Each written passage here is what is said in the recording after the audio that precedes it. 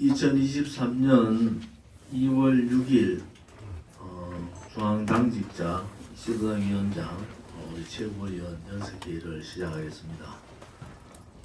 2월달 언제 왔느냐 싶은데 벌써 입춘이 지났습니다. 계절적으로.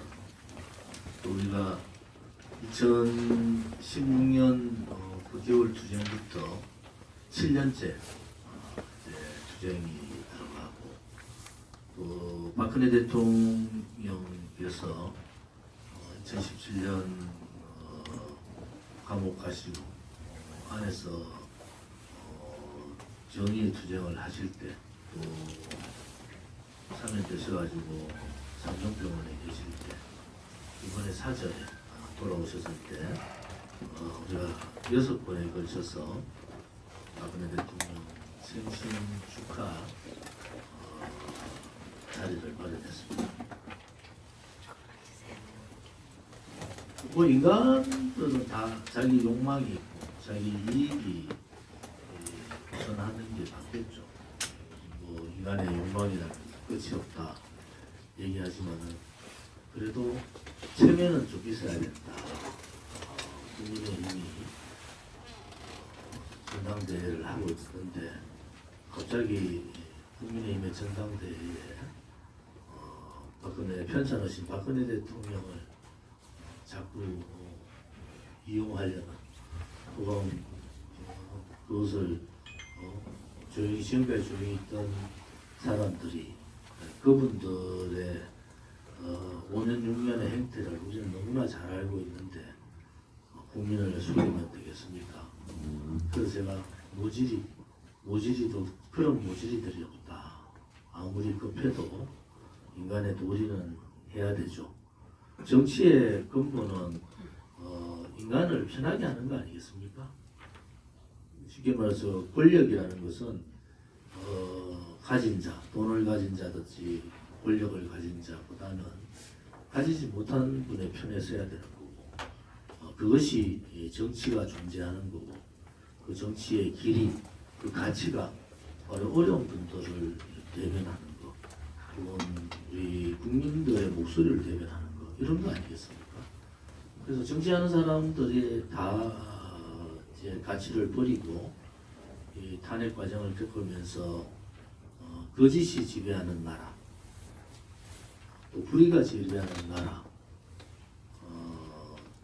우리가 가만히 침묵하고 저항하지 않으니까 정말 가장 나쁜 놈들이 권력을 쥐고 국민을 괴롭히는 거죠. 그것을 우리는 정치꾼들이라고 그러죠. 정치꾼들. 우리 대한민국에는 언제 정치인, 정치가들이 나올까? 저는 요즘 더더욱 느끼는 것이 대한민국에 이게 정치하는 국회의원들이나 또 정치 지도자라는 사람들, 이재명 비리 방탄을 하고 있는 민주당의 정치꾼들이나 또 국민의힘의 전당대회를 통해서 보는 정치꾼들의 민낯을 보면은 국민들이 참 안 됐다, 국민들이 참 불쌍하다 라는 생각이 자꾸 들어요. 아무리 급하더라도 자기의 이익을 위해서 또 우리 보고 뭐 박근혜 파리한다 하는데 박근혜 대통령 파리할 게 있는가요? 우리는 오직 대통령께서 빨리 건강 좀 회복하셔서 편안한 삶을, 그건 또 명예회복 부분에서 대통령께서 하셔야 될 부분이 있습니다. 그래서 그러한 실질적인 명예회복, 또 재판을 통해서 탄핵이 잘못됐다는 것을 좀 명확하게 밝히는 그런 과정들이 필요하다고 보고, 제가 우리 공화당 그 전에 대한애국당 창당할 때 했던 말이나 지금 제 말이 틀리기에 다른 게 없을 거예요. 틀린 것도 없고 다른 것도 없다. 그것은 뭐냐 그러면은 우리는 처음 시작 때부터 박근혜 대통령이 10년을 살든 20년을 살든 그 과정들은 몰랐죠. 대통령께서 한마디 하신 진실은 언젠가는 반드시 밝혀진다는 또 밝혀진다는 것은 진실은 언젠가 승리한다. 불의의 세력, 외신의 세력들은 언젠가 그 혹독한 벌을 받을 것이다 라는 확신을 가졌기 때문에 한 거죠. 대통령께서 20년 이상 형을 받고 계실 때 언제 대통령이 나올지도 모르면서도 우리는 한결같이 박근혜 대통령의 건강하니 또 불의에 무릎 꿇지 마시고 견딜 주십사 이렇게 하셨고, 대통령께서는 1749일 동안 실질적으로 그렇게 굳건하게 잘 버티신 겁니다. 일반 정치인 같이 박근혜 대통령을 평가하시면 안 됩니다. 저도 마찬가지인 것 같아요. 사람들이 정치하는 놈, 정치꾼 이래 보니까 잣대가 다른 거예요. 그 사람들의 눈에, 대중 눈에는 뭐라 그러죠? 똥밖에 안 보인다고 그러잖아요. 그런 상황들이다. 이제 우리 공화당에 있는 외국 동지들은 이미 이념 정당화가 된 거죠. 자유민주주의 체제의 수호자고, 자유시장 경제를 버팀목으로 하는 자유통일을 해야 되겠다는 그러한 이념 정당이 되어 있다. 그래서 흔들리지 않는 거죠. 아무리 가진 은혜로 또 우리 공화당을 또 우리 공화당이 무슨 대통령 팔이 한다는데 대통령께서 빨리 건강해서 대통령 팔이 좀 해봤으면 좋겠어요. 얼마에 달았는데? 우리는 그런 거하고 거리가 멉니다. 우리 공화당이 요즘 국민의힘 전당대회를 보면은 별의별 사람들이 다 있구나. 국민의힘에 지금 윤핵관이나 윤 대통령 주변에 사람을 좀 잘 서셔야 될 것 같아요. 그 사람들은 윤 대통령 당선되는데 무슨 역할을 했던가요? 문재인 좌파 독재 정권이 체제를 뒤집고 시장 경제를 사회주의 경제화시키고 포퓰리즘 정책, 소득 주도 성장을 할 때 우리는 매주 그들과 전쟁 아닌 전쟁을 아스팔트에서 치렀을 때 그 사람들은 얼굴조차도 보기 힘들었어요. 우리가 제발 이러면 나라 망한다고, 당신들이 제발 나와서 우리하고 같이 문재인 좌파 독재 정권하고 싸우자고 그렇게 얘기했는데 그 사람들 다 도망갔어요. 거기에 제가 솔직히 말씀드려서 가로세로의 김세희 대표나 그 다음에 신의 한수, 신혜식 대표나 일정 역할을 한 겁니다. 그런데 국민의힘에서 윤핵관을 중심으로 소위 말하는 극우 세력이라고 쳐내버렸잖아요. 경선 컷오프 시켰잖아요. 자기들이 뭘 했는데? 그래서 한편을 보서 신혜식 대표 우리한테 욕 많이 하던데 욕하지 마세요. 당해보면 안다. 신혜식 대표 그거 아니에요. 김세희 대표 그거 아닙니다. 나라를 걱정하는 우파의 한쪽을 담당했던 사람들이다. 우리 공화당 유튜브 분들도 마찬가지잖아요. 돈이 됩니까? 뭐가 됩니까? 그런데도 이렇게 정의의 길을 간다고 하고 있는데, 윤석열 대통령 됐더니 6년 동안 입 쳐닫고 있는 것들이 저거 다 정권 창출하는 것 같이 얘기를 해서 내가 참 얼굴도 두껍다. 우리 같으면 부끄러워 말도 못할 텐데 이런 생각을 가집니다. 국민의 힘이 정당 민주주의를 파괴하고 있는 것 같습니다. 민주당은 이재명 비리 백화점 부패의 대표를 방탄하기 위해서 민주주의, 정당 민주주의를 파괴하고 있는 것 같습니다. 민주당은 개딸들이, 국민의힘은 탄핵 세력들이 정당 파괴를 합니다. 민주주의를 파괴합니다. 제발 정신 좀 차렸으면 좋겠다. 국민들은 정치하는 사람들보다 훨씬 더 잣대가 도덕성도 높고 훨씬 더 많이 알아요. 아무리 새치어로 거짓말을 한다고 해가 국민들이 속지 않습니다. 윤석열 정부에 제가 정말 조언을 드리면은 사람들을 좀 가려서시라. 윤석열 대통령이 그 몇몇 사람들 때문에 욕 다 먹고 있는 거예요. 국민들은 다 압니다. 권성동이 했던 짓, 그 다음에 장제원이 했던 짓, 안철수가 했던 짓, 나경원이 했던 짓, 국민은 다 알고 있어요.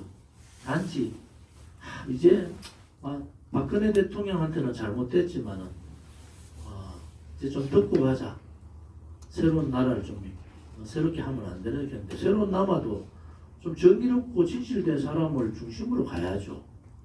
탄핵했던 사람들, 탄핵에 앞장서가고 온갖 거짓말을 했던 사람들, 문재인 좌파 독재 정권이 칼이 들 때 전부 다 도망가고 굴중했던 사람들, 태극기 집회 한 나오려고 하면 무슨 상대가 멸하는 줄 알고 집회 나오지 않고 누구 말대로 차 타고 쓱 한 바퀴 돌고 그렇게 가는 그런 사람들이 어떻게 새로운 나라를 만들 수가 있겠습니까?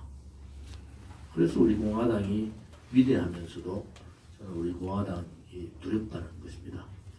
이제 우리가 자립 단계, 이제 자강의 단계는 내년에 있을 총선에서 우리 공화당의 많은 인재들이 국회로 들어가는 방법을 찾아내는 것, 또 우리 공화당이 더 씌워진 잘못된 그러한 인식들을 바꾸어 나가는 것.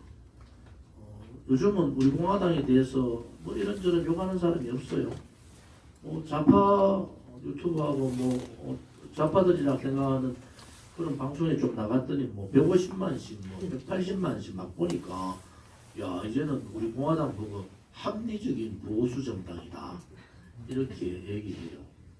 우리가 우리 공화당을 잘 모르는 좌파들한테도 우리 공화당의 존재가 어떤 사람들이 모여 있는가 라는 부분, 우리 공화당은 정광훈 목사의 그 태극기하고 뭐가 다른가 라는 그러한 부분, 또 우리 공화당이 그동안에 추구했던 그 많은 희생을 통해서 많은 분들이 돌아가시고 또 자정적으로 정당을 운영해 가면서 우리 공화당이 저렇게 어떻게 견디고 흐트러지지 않고 더 강해지는가 하는 그런 모습들을 국민들한테 보여줘야 된다. 그리고 우리 공화당을 음해했던 세력들을 나눠보면은 한쪽은 좌파 세력들이 있어요. 좌파 탄핵 세력들. 한쪽은 배신 탄핵 세력들이 있는 거예요. 배신 탄핵. 또 누구같이 이것도 저것도 모르면서 그냥 무한내동해가 떠드는 사람들. 이런 부분들을 이제는 우리 공화당 스스로가 좀 이해를 시켜야 된다. 정 안 되는 부분들은 우리가 김무성, 유승민과 같이 권선동이나 장제원, 이준석 같이 우리가 전면전을 해서 정리를 하고, 그렇지 않은 사람들은 우리가 다시 한 번 더 또 손잡고 갈 수 있는 사람은 가는 거 아니겠습니까? 근본 우리가 흔들리는 그것은 저는 이제 없다고 보는 사람이에요. 그래서 박근혜 대통령 72세 이런 둘 맞으시는 생신에 많은 동지들이 녹색 풍선 들고 사람들 다 그쪽에 이 사람들 저 사람들 단체 떠들던 사람들 와서 보니까 우리 공화당밖에 없어. 황교안 그렇게 모질이도 그런 모질이 와가지고 상체리 준다고 하고 사람 몇십 명 모여가지고 그래 하고 있더라고. 아이고 황 대통령 대행까지 하신 총리까지 하신 분이 왜 이렇습니까? 이제 좀 참으시고 황교안의 시대는 끝났습니다. 이렇게 생각하면 안 되나? 또 우리 공화당 그렇게 욕하는 단체들 또 모여가지고 있던데 보니까 아이고 사람들 없어. 그렇게 기자들이 전부 우리한테만 모이는 거야. 왜냐하면 이거 다르네. 그래서 우리는 남이 보라고 하는 것이 아니잖아요. 진정으로 박근혜 대통령께서 건강 회복하시고 또 정치를 저는 하시리라고 보는데, 그래 됐을 때는 대한민국의 정치 개혁에 좀 앞장서셔서 새로운 정치를 하시는데 남은 여생을 다 바치셔야 되는 거 아닌가 이렇게 보고, 우리 공화당은 어느 누구 저뿐만 아니라 어느 누구도 자기 정치를 하겠다고 싶은 사람은 없습니다. 저도 뭐 하루에 열 번도 좀 그만두고 싶어요. 뭐 이런 얘기 저런 얘기 하려고 막 이제 좀 알 텐데 그런 생각 가지는데 우리 동지들이 저보다 더 위대하고 저보다 더 의지가 강해서 이렇게 하고 있다 말씀을 드릴게요. 2월달 2일날 대통령님 생신뿐만이 아니고 대구에서 문재인 이재명 구속 또 홍준표 시장의 중앙정치 관여 또 지금 여러 가지 난방비 폭탄에 의한 서민 대책, 서민 생활 이제 뭐 이런 부분을 가지고 집회를 대구에서 했습니다. 홍준표 시장이 무임승차 부분을 65세에서 70세 올리겠다 이렇게 했는데 제가 행안위 간사하면서 이 문제를 너무나 많이 연구를 했던 사람이에요. 지금 오세훈 서울시장은 예산 엄청나게 많은데 그 포퓰리즘 좌파들 예산만 거둬들여도 무임승차 얘기 안 해도 됩니다. 여기는 중앙정부가 지시한 사항이니까 중앙정부가 무임승차 비용에 대한 것을 중앙정부가 내라. 오세훈은 눈치 본다고 아마 전부 다 나라에도 조금이라도 지원해달라 이렇게 얘기하는데 오세훈 당신도 좀 정신 차리라고 그래 하지 말고 좌파 포퓰리즘 좌파 시민단체 말도 안 되는 그런 예산들 다 받으면은 충분히 어르신들 안 건드려도 된다. 지금 홍준표 시장은 자기를 밀어줬던 대구의 어르신들을 팽한 겁니다. 배신한 거예요. 여러 가지 대책들, 근본 대책들을 세우고 지금 65세에서 70세 5세 올린다 해서 대구의 지하철 현황은요. 낮에 텅텅 비어 있습니다. 어르신들요. 출퇴근 시간에 지하철 타고 다니시는 분들 별로 없으세요. 그런데 그 모든 것이 65세에서 70세 어르신들한테 모든 책임을 넘기고 그것을 해가지고 대통령 병에 걸려서 제대로 불렸어요. 오세훈이가 치고 나오니까 자기가 더 개혁적인 사람이냐 그랬다던데 대구 어르신들이 홍준표 시장 버릇을 가르쳐야 됩니다. 그런 식으로 배신하면 되겠습니까? 대구 지금 어르신들이 불불 끓는 거예요. 윤상현 의원 정치적 감각이 있으니까 이 노인 무임승차 잘못 손대가지고 총선 다 망친다 이렇게 하고 있습니다. 대구의 어르신들요. 홍준표 시장 보고 미쳤다 해요. 저는 어른도 없고 지지한 사람도 바로 배신하는 그런 행위들에 대해서는 우리 공화당도 용서할 수가 없습니다. 제가 이 부분에 대해서 많은 연구를 했고 행안이 오래 있어서 이런 부분에 대해서 여러 가지 방법들이 많습니다. 전 세계에서 하는 여러 가지 방법들도 많아요. 출퇴근 시간을 그 시간을 조정해서 그 대책을 세운다든지, 안 그러면 지원금을 별도로 지원한다든지. 우리나라 어르신들의 복지 사항이 OECD 복지 사항은 못 따라가잖아요.